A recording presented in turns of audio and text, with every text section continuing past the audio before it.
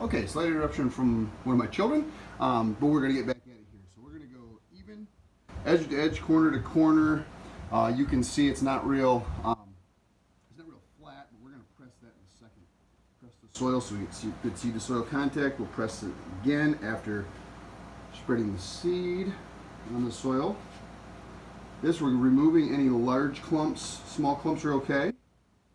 Those will break down over the week and just kind of fall apart. I can feel a couple, but like these bigger ones, we want to break those up, and then sometimes in the soil bales we'll have even larger clumps. We got to break those apart.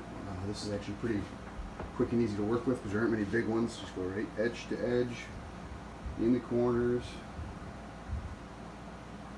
So typically I can fit 5 on my table here at a time. Okay, let me grab the press. We're going to press the soil nice and evenly. It doesn't have to be too aggressive. I put my, you can see how I hang the bags over the bucket. I put the handle over to retain that all night so they can drip dry into the bucket.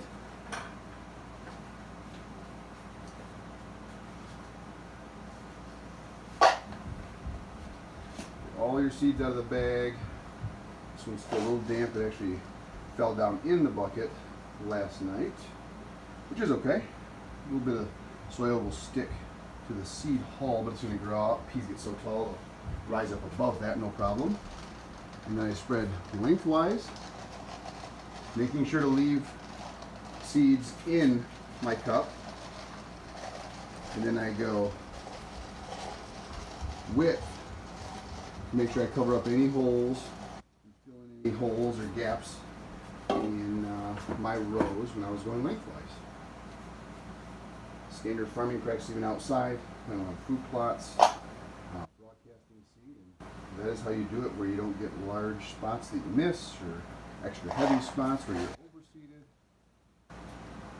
You go 90 degrees perpendicular to the first direction that you went. Bags there to dry.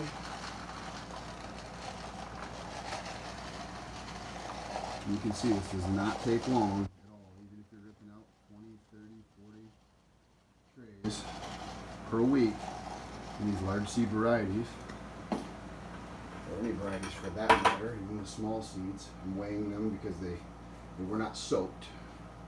They're small seed varieties. The only ones I soak are sunflowers and peas. Broccoli, kale, radish, basil, salad mix, small seed variety salad mix does not require any soaking. Okay, all of them are out.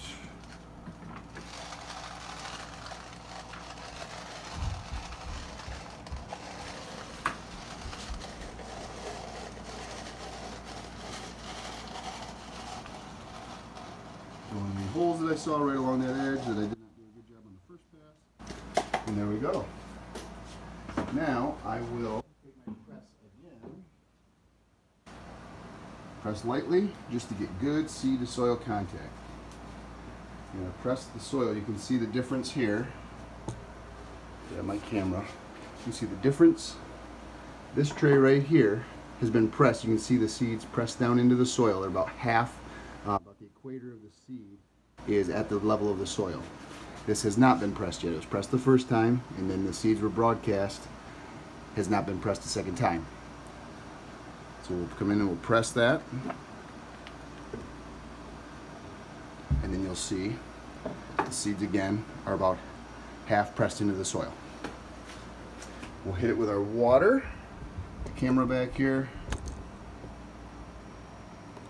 Hit it with our top water, cover it in a tray and stack.